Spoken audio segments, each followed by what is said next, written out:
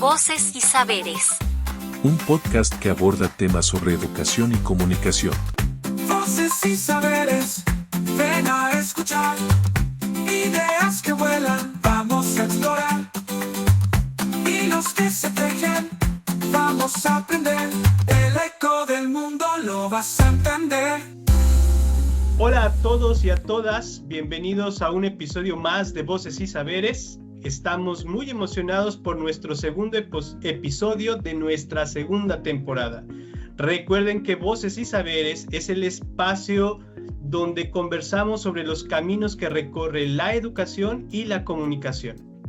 Vivimos en la actualidad en un mundo hiperconectado, donde no solo consumimos información, también la producimos, la transformamos y la compartimos. Pero ¿qué pasa cuando entendemos que los algoritmos deciden qué vamos o qué no vamos a escuchar o ver?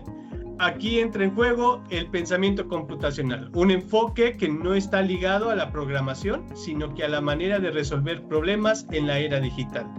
Hoy en Voces y Saberes hablaremos cómo el pensamiento computacional y la programación se convierten en pilares de la alfabetización mediática. Se encuentra conmigo Michelle González. Hola David, hola a todos y a todas. Como bien dices, en este episodio reflexionaremos sobre el pensamiento computacional, ya que no se trata de aprender a programar únicamente, pues implica aprender a resolver problemas, descomponer procesos, identificar patrones y diseñar soluciones creativas. Y aquí viene una pregunta. ¿Qué tiene que ver esto con la alfabetización mediática? Muchísimo, porque entender cómo funcionan las plataformas, los algoritmos y los códigos nos hace usuarios más críticos y productores más responsables. Pero ¿qué tal si iniciamos, David, con la historia de hoy y nos presentas a nuestro invitado que tenemos? Claro que sí. Es un placer que nos dé un espacio y que de alguna manera nos permita compartir sus experiencias y saberes. Se encuentra con nosotros Víctor González Escobar. Víctor es chileno, es doctor en Comunicación y Periodismo por la Universidad Autónoma de Barcelona, España. Tiene una maestría y licenciatura en Ciencias de la Comunicación, un título profesional de periodista por la Universidad de la Frontera de Chile, con estudios de perfeccionamiento continuo en Chile y Alemania, relacionados con formación de profesores y aprendizajes electrónico, académico en la Escuela de Educación y director general estudiantil de la Universidad Católica del Norte de Chile, investigador en temas de tecnología y comunicación educativa. Pues bienvenido, Víctor, y muchísimas gracias por acompañarnos en este espacio.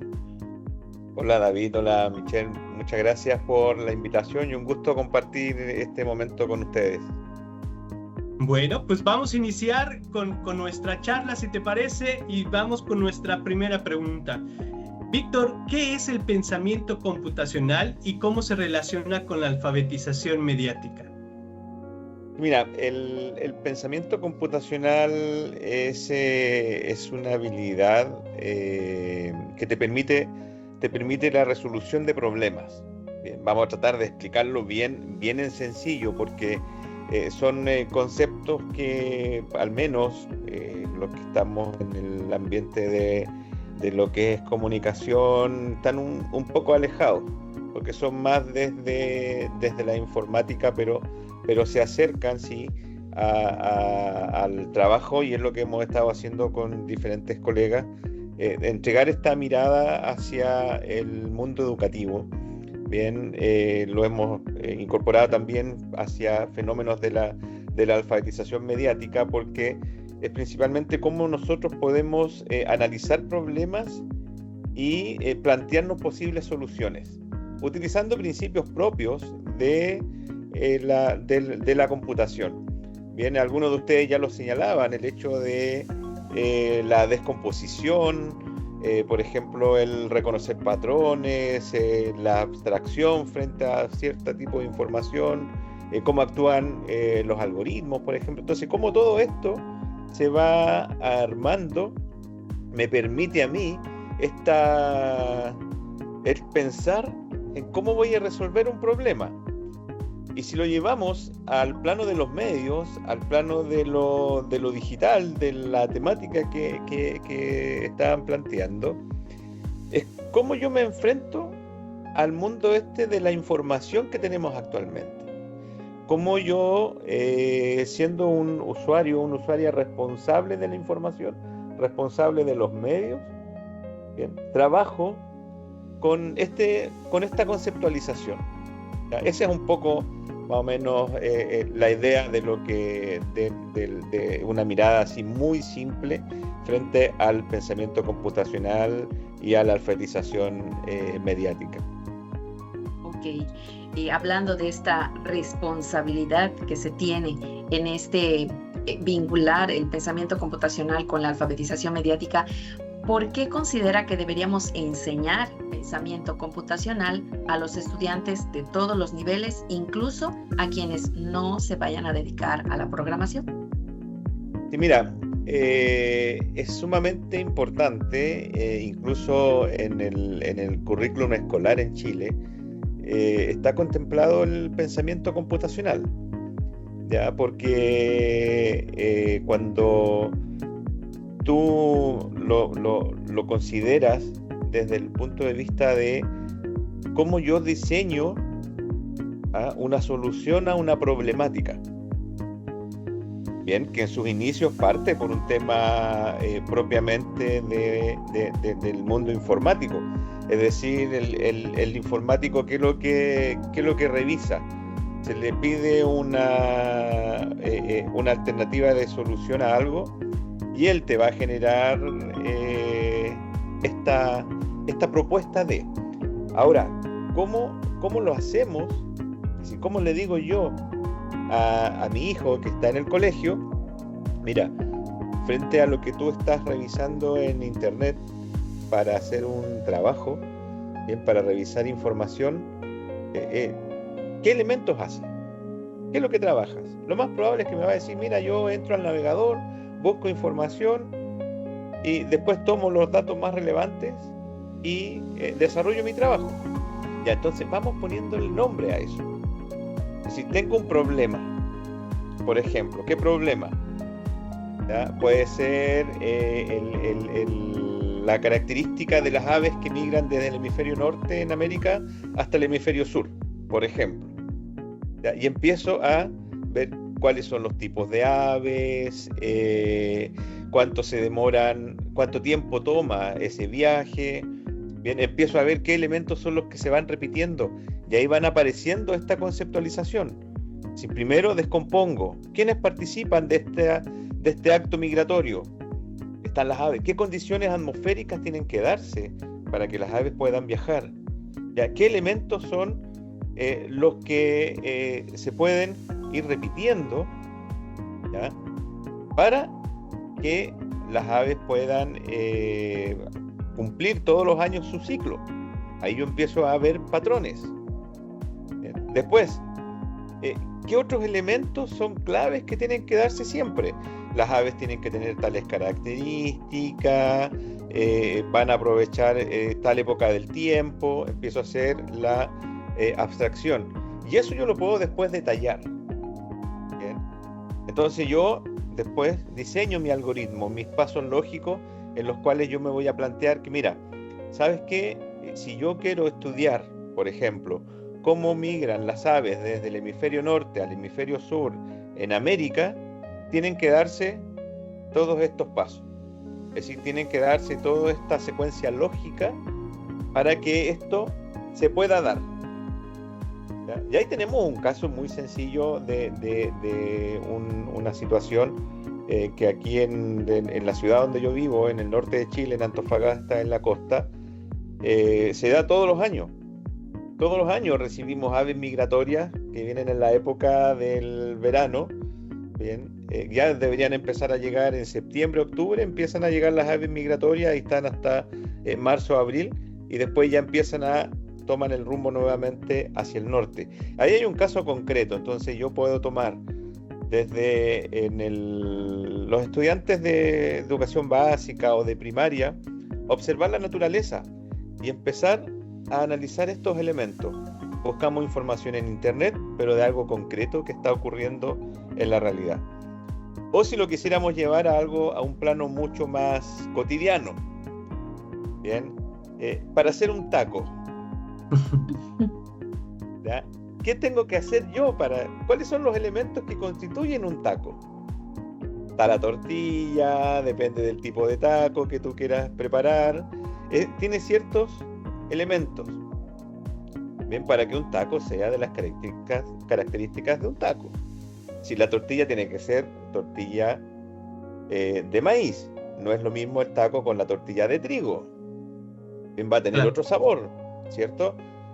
Si nosotros después empezamos a descartar otros elementos, bien, me centro solamente en las características que debe tener un taco, no sé qué podría ser el que más les gusta a ustedes, porque a mí me lo puedo comer ya. No sé, un taco al pastor, por ejemplo. Exacto. Eso pensé. Para que sea un taco al pastor, ¿qué elementos tiene que tener ese taco? ¿Ok? Entonces después, para poder elaborarlo, tiene sus fases, ¿ya? ¿Qué es lo que va primero? ¿Qué es lo que va después? ¿Cómo tiene que ser servido? Etcétera, etcétera.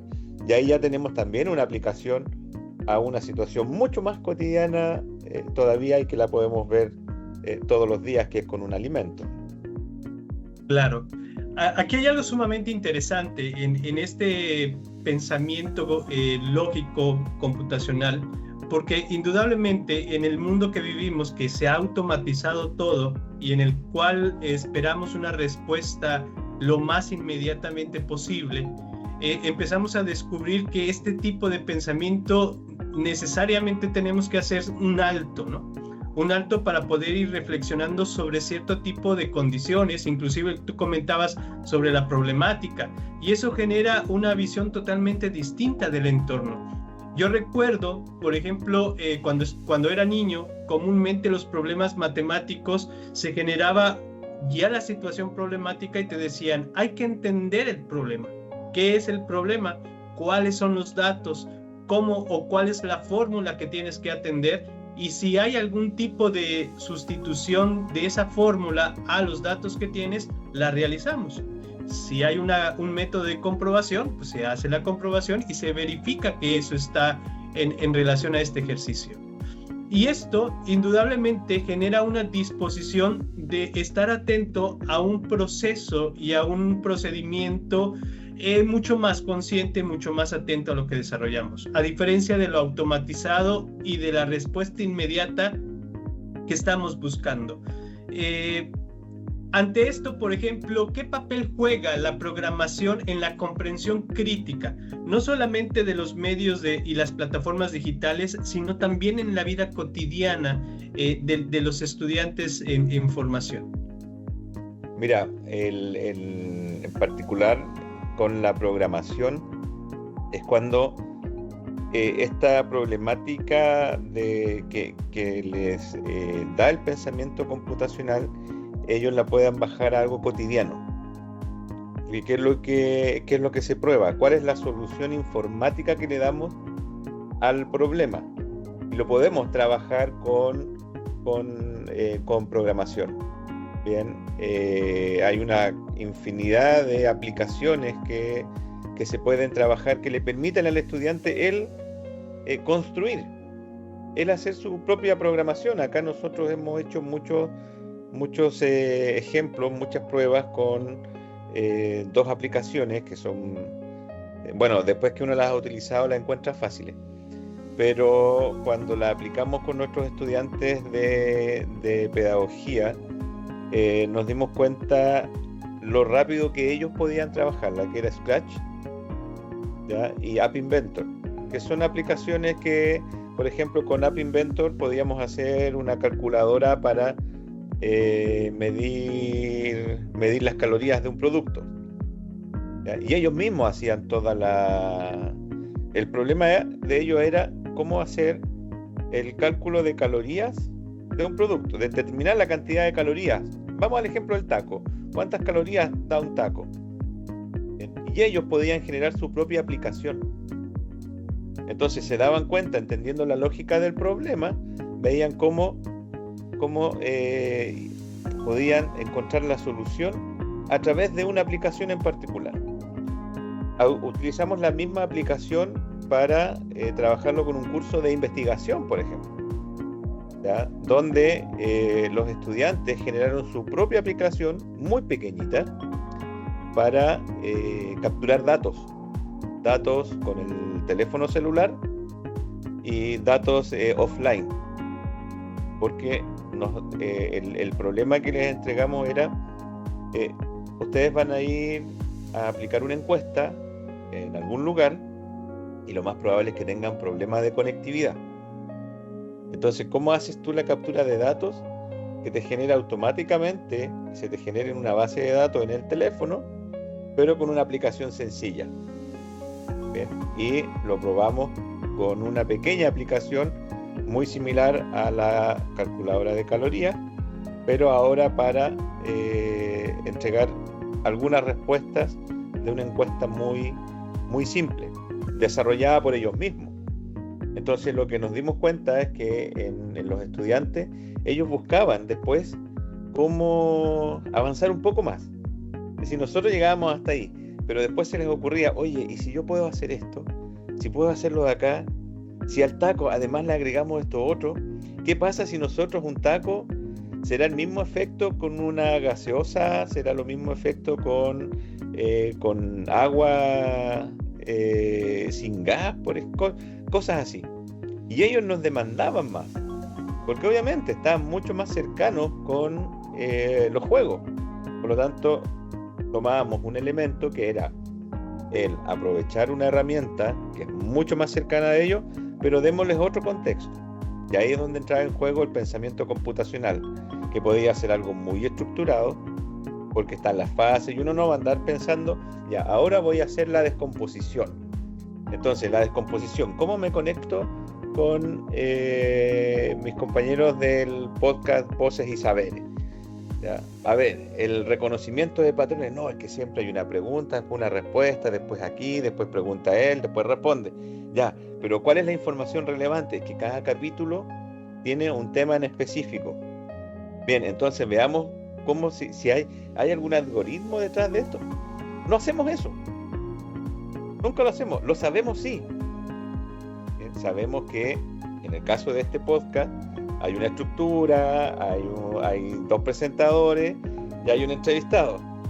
Bien, hay ciertos elementos. Pregunta uno primero, después responde, después pregunta el otro, después se responde.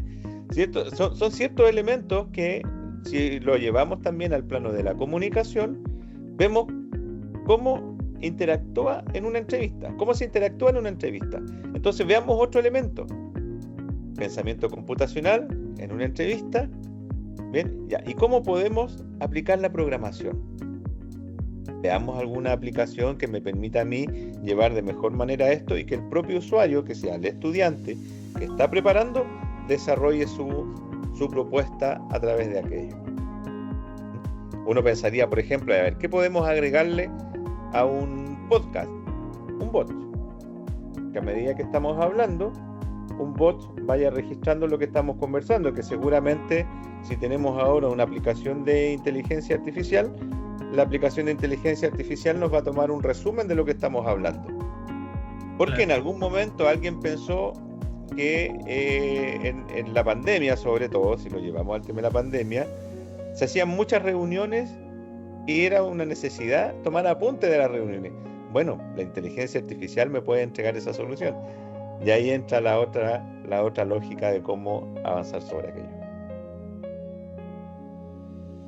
Me parece sumamente interesante lo que comentas, Víctor, porque indudablemente estamos inmersos dentro de esta dinámica de ir tratando de responder los problemas que en lo cotidiano vienen, ¿no? Y eso garantiza mucho el poder estar siempre buscando posibles soluciones. Me gustaría conocer un poco tu opinión acerca, y ya sí es referencia a esto, pero me gustaría que ampliaras un poquito más. ¿cómo tú percibes la participación de los chicos que se empiezan a involucrar con ello?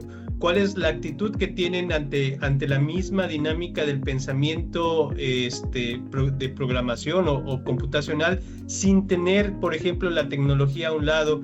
¿Tienen la misma respuesta que cuando la tienen con la tecnología o hay una diferencia? Es que mira, nosotros lo primero que empezamos a trabajar es desconectado, o como dice una colega en el sur de Chile, desenchufados.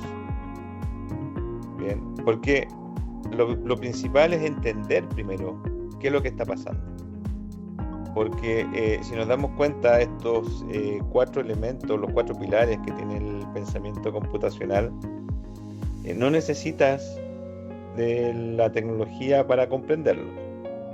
Si uno habla de descomposición, de reconocimiento de patrones, de la abstracción, de los algoritmos, yo lo puedo entender obviamente así como en abstracto, porque voy dando ejemplos. Por lo tanto, no necesito de primero comprender, ¿ya?, qué es lo que yo estoy buscando, es decir, incorporar una forma de analizar un problema y plantearme una solución. Y la solución es a través de la técnica. La solución es a través de una herramienta tecnológica. ¿Ya? A eso apunta el pensamiento computacional y la programación, que la programación me permita a mí desarrollar esa herramienta tecnológica para poder alcanzar la solución que yo estoy diseñando frente a mi problema. Por lo tanto, ¿qué es lo que estoy también consiguiendo? Pensamiento crítico. Es decir, desarrollar pensamiento crítico. ¿Bien? Porque tengo que pensar muy bien qué es lo que voy a hacer. Lo que veíamos de un fenómeno que uno mira todos los años, lo que nos ocurre acá, la migración de las aves. Y se repetirá qué elementos son siempre los mismos. Si bueno, no vamos a estar todos los años mirando las aves, si es que son las mismas o no son las mismas, pero lo más probable es que si marcamos alguna de las aves y las estudio, van a haber elementos que van a estar presentes.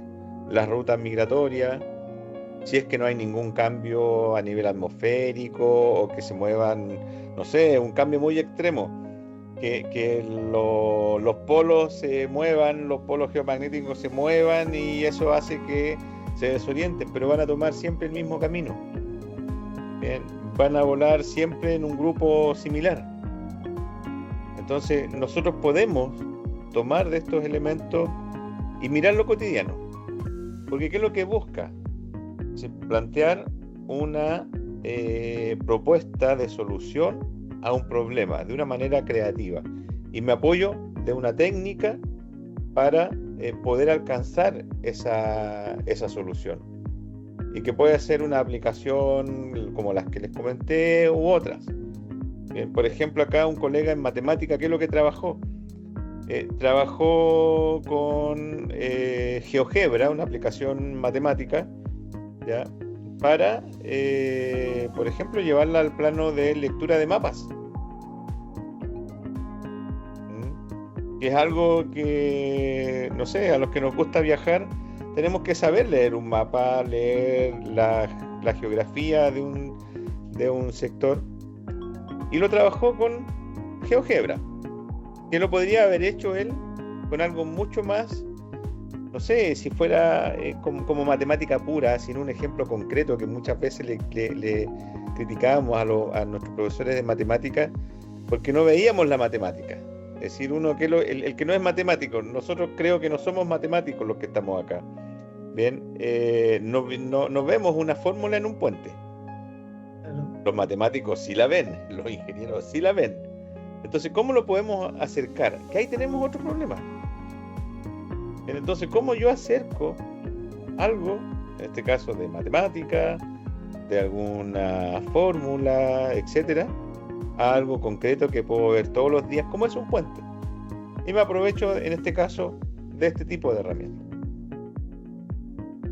Realmente es muy interesante cómo participación de la lógica en la vida cotidiana va generando todo esto, porque pues bueno, un tiempo estuve dando clases de lógica y yo trataba con los chicos de generar ese análisis, que es lo que nos ha estado explicando. Hay un análisis, identificar elementos, generar una conclusión, resolver alguna problemática. O sea, realmente dar esa estructura es un poquito trabajoso con el tiempo, pero cómo les va dando toda esta forma a su pensamiento y va realmente despertando ese pensamiento crítico para luego ya trabajar con estas aplicaciones para generar estas nuevas aplicaciones para resolver problemas. Hablando un poquito de esto, ¿qué desafíos y oportunidades considera que tienen los docentes en este proceso? Mira, como gran oportunidad, el hecho de poder acercar temas cotidianos, situaciones cotidianas, transformarlas en temas complejos. ¿Ya? Claro, imagínate el hecho de cómo preparar un plato de comida, por ejemplo. Transformemos, porque siempre los problemas van a ser, no sé, cómo llegar a la luna o cuánto se demora la luz en recorrer una cierta distancia en el espacio o en la Tierra. ¿Y por qué no algo que veo todos los días? ¿O qué es lo que le sucede a mi cuerpo si paso todo el día en la cama, por ejemplo, durmiendo o viendo televisión? O estando todo el día con el teléfono. ¿Por qué me provoca un dolor de cuello? Si estoy todo el día así con la cabeza agachada. Entonces la gran oportunidad es que yo puedo aprovechar el hecho de mirar lo que tengo al lado, mirar lo concreto, lo de todos los días, y eso transformarlo en algo complejo. Y el gran desafío yo creo que está en no irnos tanto hacia a la técnica, tanto a la tecnología, porque uno cae en eso, en querer rápidamente avanzar a la tecnología. Es ir a meterle manos al computador, a empezar a programar rápidamente. Pero tengo que desarrollar esa capacidad primero de entender que yo voy a buscar la solución a un problema y me va a ayudar una herramienta y yo la voy a programar. Pero tengo que tener la capacidad de no depender de esa solución, sino que de dar solución, dar respuesta al problema que yo me estoy planteando. Yo creo que ese puede ser como el gran desafío que nos enfrentamos los docentes que queremos trabajar con esto, porque podemos hacerlo más fácil. El más fácil es ir directamente, mira, ¿sabes qué? Baja la aplicación Voces y Saberes 2.0 y vas a poder hacer eso. Pero resulta que el mes siguiente va a aparecer Voces y Saberes 3.0 y tengo que nuevamente enseñar a trabajar con la nueva aplicación. En cambio, si yo ya tengo la comprensión del fenómeno que voy a trabajar, puede que sea esa aplicación o puede que sea otra. Que es como mucho de lo que pasa cuando trabajamos con herramientas tecnológicas. No centrarnos en la herramienta. Si bien la herramienta me ayuda, es un artefacto que me va a ayudar a solucionar el problema, pero no es la solución, es solamente un elemento de ayuda. Me parece muy interesante lo que comentas, Víctor, porque indudablemente desde la pandemia nos han enseñado a utilizar muchas aplicaciones pensando únicamente en lo técnico. En el caso de los profesores, se nos enseña lo técnico, pero se les olvida lo pedagógico y lo didáctico que puede hacer. Y esta es una dinámica de recordarnos el aspecto de decir, bueno, antes de iniciar con lo técnico es indispensable el saber cuál es tu objetivo, propósito para desarrollar este recurso didáctico. Porque indudablemente algo que está generando como mucha polémica es que los estudiantes están buscando siempre plantillas para poder llenar esos vacíos de entregar información, y ya no están pensando cómo ellos quisiesen desarrollar la información. Y esto es un riesgo y un peligro en relación a ese punto que comentabas. Existe una falta de reflexión sobre los problemas, sobre cómo atenderlos, sobre los recursos de lo cotidiano que nos pueden ayudar a desarrollar esta práctica dentro de este punto. Y ante este ejercicio, sin caer en recetas, pero sí con ese propósito de poder decir, oye, sería bueno que este pensamiento computacional o esta lógica de programación, que podemos habituarlo no solamente a lo tecnológico, sino a la dinámica de la vida cotidiana. ¿Nos pudieras dar 5 puntos de lo que consideras que debemos de tener en cuenta para poder promover, tal vez, para poder provocar la reflexión y el pensamiento crítico, para poder incitar a quienes enseñan o a quienes aprenden a esta cuestión de acercarse a la lógica de programación o a este pensamiento computacional? Sí, mira, algo que les comentaba, como primero, mirar lo simple. En lo simple puede haber respuesta a lo complejo. Puede ser medio paradójico, pero lo simple es lo que yo tengo al lado. ¿Ya? Como segundo, tratar de no utilizar el pero. Bien. Busquemos la solución. No, es que, pero, ¿por qué? Pero me va a dar problemas, pero es muy difícil, pero no es buena. No. Veamos, tenemos un problema, definamos cuál es nuestro problema y veamos las diferentes soluciones. Bien, y después vamos descartando.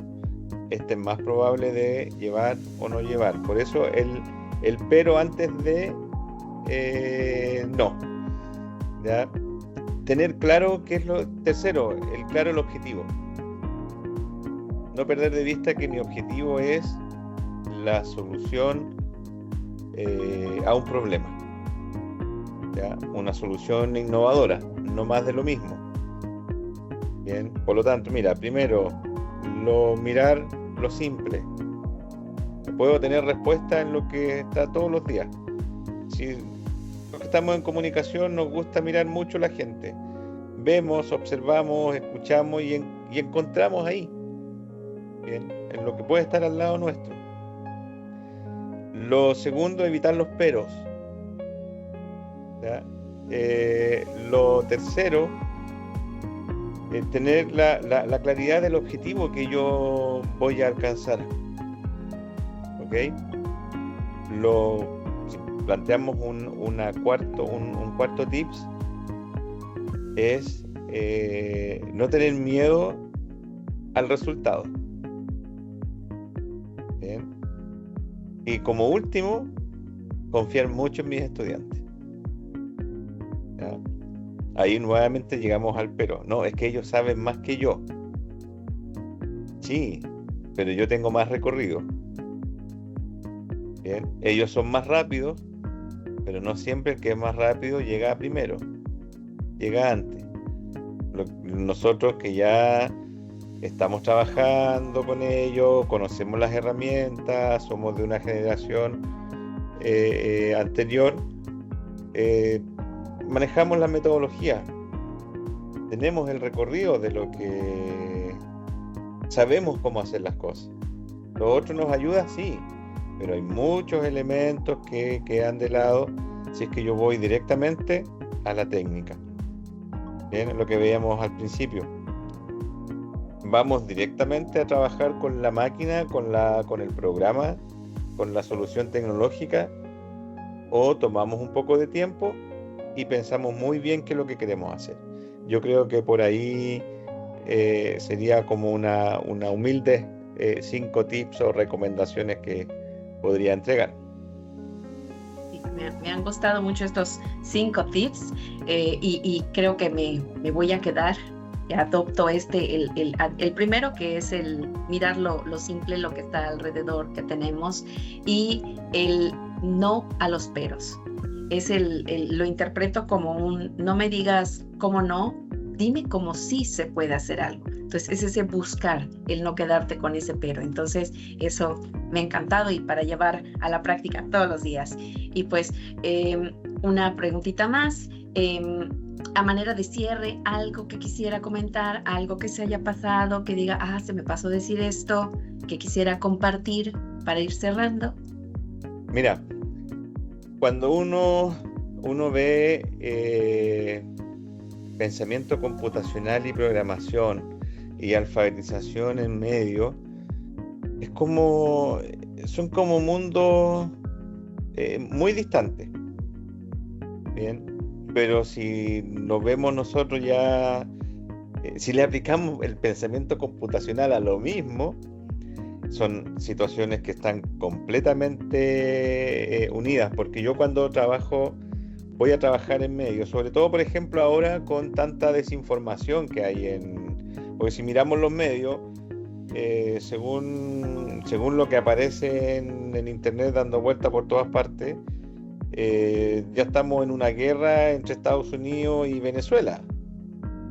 Y si nosotros vemos un poco menos que está el mar Caribe todo lleno de barcos, ¿bien? Y si yo voy a creer inmediatamente a lo que estoy consumiendo, voy a generar alarmas de la nada. Entonces, si yo incorporo ciertos elementos de lo que me están entregando, que lo hemos escuchado en otras charlas sobre la desinformación, sobre la infoxicación, entonces, ¿de qué manera esto me permite a mí mirar lo que me están entregando? Ni siquiera los medios, lo que me está entregando las redes, porque nosotros lo que mirábamos cuando no estaba todo este boom de las redes sociales, mirábamos lo que nos entregan los medios, que habían agendas claras de los medios.